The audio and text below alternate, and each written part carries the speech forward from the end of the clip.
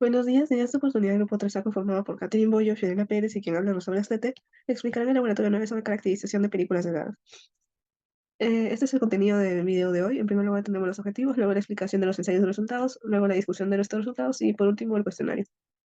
Los objetivos del presente laboratorio son analizar y comprender los valores de conductividad y resistividad eléctrica de las películas de titanio, analizar y calcular el espesor promedio de las películas delgadas, y por último analizar y comprender la relación entre los valores de conductividad y resistividad y espesor de las películas delgadas de titanio. Ahora pasaremos con la explicación de los ensayos y los resultados. En el primer ensayo utilizó un sistema de magnetron sputtering para realizar la formación de películas delgadas en vacío a una presión de 1 por 10 a la menos 6 milibar con un flujo constante de 30 SCCM de argón. Los átomos de argón fueron ionizados por una fuente de radiofrecuencia de 13.56 MHz con una potencia de 90 watts. Se procedió a realizar la pulverización en tres tiempos diferentes, en 7 minutos, 11 minutos y 15 minutos, con la finalidad de obtener diferentes valores de espesor de las películas de titanio. En el taller se observa que no se ha desprendido de forma igualitaria en toda la muestra, se desprende en forma de ondas porque se usa un magnetómetro para este, el cual produce un campo magnético. Asimismo, se puede observar que la parte más pulida o la más brillosa es donde se ha salido más el material. Las razones por las que se colocó a vacío son que se requiere una menor energía para que el gas no se pueda convertir a plasma y también para que la muestra sea más limpia. Una vez obtenidas las películas de titanio, se realizaron las mediciones en el equipo de Van der Pau, o también conocido como el método de las cuatro puntas. Para ello se utilizaban bases de silicio recubiertas con titanio. Se aplica un voltaje conocido a uno de los contactos eléctricos, mientras que se mide la corriente a través de otro contacto y con los datos de corriente y voltaje se utilizó la ecuación de Van der Pau para calcular la resistividad del material. En las gráficas, para todos los tiempos, tanto para 7 minutos, 11 minutos y 15 minutos, se puede observar que se muestra una relación lineal entre la corriente y el voltaje. Asimismo, podemos ver los valores de resistencia superficial, resistividad y factor de correlación para cada tiempo. Por último, para la obtención de la curva de espesor, se hizo uso del equipo de DRX del CAM para hacer uso de la técnica de reflectometría de rayos X o XRR. En esta técnica, los rayos X se enfocan en la muestra que se requiere analizar.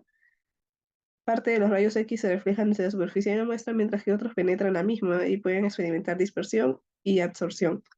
La cantidad de rayos X reflejados dependerá de la estructura y composición de la película delgada, y para tener información detallada de esta, se varía el ángulo de incidencia de los rayos X. Las curvas de los valores obtenidos de intensidad para los diferentes tiempos fueron las siguientes. Tenemos la curva para el tiempo de 7 minutos, para el tiempo de 11 minutos y por último para el tiempo de 15 minutos. Discusión de los resultados. Cálculo del espesor para los tres tiempos. Como se observa en la figura de la derecha, los tres parámetros principales al momento de interpretar un gráfico XRR son la densidad, la rugosidad y el espesor de la capa que se puede observar a través de las franjas de Kiesel. En la ecuación de la densidad derivada de la ley de Bragg, eh, se puede asumir que cuando se analiza la primera franja o m igual a 1, se puede hallar una ecuación más simplificada para hallar el cálculo del espesor, el cual sería denominado como tau, y ese sería igual a la longitud de onda entre 2 por la variación de teta, donde la variación de teta, como se observa arriba, es el teta en la franja menos el teta, el ángulo crítico. Luego, también hay que considerar ciertos valores del gráfico. Como se puede observar, una intensidad muy alta se da en un ángulo muy bajo y una intensidad muy baja en un ángulo muy alto. Los datos se van a recopilar en función del ángulo disperso de las dos zetas desde la superficie. Este ángulo de dispersión suele ser menor a 10 grados y para una longitud de onda de 1,54 angstroms o energía de 8,04 keps, eh, esos son los valores que se usan. Por esos motivos es importante utilizar el parámetro de decadencia de reflexión especular, que la decadencia se define a través de la ecuación, bueno, la ecuación mostrada, que es 4pi entre lambda por el seno del ángulo. En este caso está calculado para el ángulo crítico, pero también se puede realizar para el delta de teta. Y bueno, en base a estos cálculos se pudo realizar los cálculos para los tres tiempos, 7 minutos, 11 y 15. Entonces, lo primero que se hizo fue analizar las franjas de Kiesel y ver los puntos, el ángulo crítico, los puntos, los picos de las franjas y los puntos que dividían a las franjas. Entonces, para sacar el delta, eh, pudimos obtener más o menos el ancho de una franja y eso nos dio algo de 0,1248 grados y aplicando la decadencia nos dio un factor de decadencia de 0,017 aproximadamente como factor de decadencia y lo pusimos a la ecuación del espesor de capa, dándonos más o menos 43,36 nanómetros. Hicimos lo mismo para el caso de 11 minutos y nos resultó 54,77 nanómetros y para el caso de 15 es 67,63 nanómetros. Se puede observar que a mayor tiempo es más grande el espesor de la capa, lo cual es importante ya que nos da información sobre cuán efectivo es la técnica que estamos utilizando para hacer este recubrimiento. También es importante poder discutir un poco acerca de las propiedades que se realizaron en el experimento o se discutieron en el experimento de Van der Pau, que son la resistencia y la resistividad. Acá se analizó la resistencia superficial y la resistividad. En el caso, al ver estos datos, se puede observar que hubo una variación entre la resistencia superficial según el tiempo. A mayor tiempo aumentó la resistencia y la resistividad al parecer también. Sin embargo, esto no debería ser así teóricamente, ya que la resistividad no depende de la cantidad o del espesor de capa, no depende de la cantidad del material, es una propiedad intrínseca y debería mantenerse casi constante.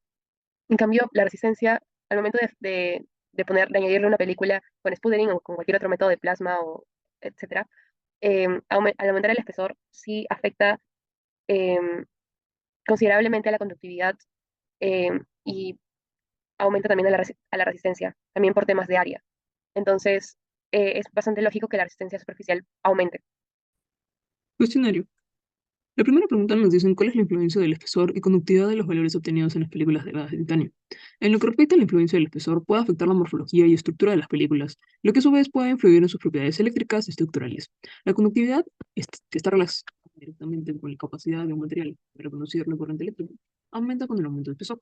Se debe tener en cuenta que la resistividad eléctrica, en este caso, no se encuentra relacionada. Y esto lo podemos ver en los ensayos. En los ensayos que tuvimos, vimos que entre mayor espesor, aumentaba más la resistividad. Sin embargo, según lo que nos explicaron los jefes de práctica, dijeron que la resistividad está relacionada más que nada con de lo que está hecho el material. ¿Cómo influye la morfología en las propiedades de la película delgada de titanio? Primero tenemos la adherencia y conductividad eléctrica. Es esencial para garantizar una buena adherencia a los sustratos y para mejorar la conductividad eléctrica. Una superficie rugosa o áspera puede proporcionar una mayor área de contacto y por lo tanto mejorar la adherencia de la película al sustrato. Esto es crítico en aplicaciones electrónicas donde se necesita una conducción eléctrica eficiente. En sus propiedades eléctricas, la morfología puede afectar la resistividad eléctrica de la película. Por ejemplo, en las películas más gruesas, obtenidas con tiempo de ejecución más largo, pueden tener una resistividad eléctrica diferente a las películas más delgadas, obviamente. Un estudio demostró que las propiedades eléctricas y morfológicas superficiales de las películas delgadas del tin mejoraron significativamente con el aumento de la potencia de la fuente y la disminución de presión de trabajo. Esto se puede ver a una supresión de la formación de la fase secundaria, que es esta de aquí, y la reducción de la dispersión electrónica en superficies más suaves. Espesor y reflectividad. Bueno, esta de acá se mide a través de la técnica de XRR y se relaciona con su morfología. Un mayor tiempo de deposición generalmente da como resultado películas más gruesas, obviamente. La morfología de la superficie también puede influir en la reflectividad de la película, lo que es importante en aplicaciones ópticas. Otros estudios demostró que la propiedad óptica de las películas se correlaciona con la composición de fase y se observa cambios abruptos en el término de índice de refracción y coeficiente de absorción. Por último, tenemos la rugosidad y resistencia al desgaste. La morfología de la superficie también puede influir en la rugosidad de la película, lo que a su vez puede afectar su resistencia al desgaste. Esto es relevante en aplicaciones donde la película puede estar expuesta a desgastes mecánicos o abrasión. Aplicaciones médicas de las películas delgadas a base de titanio.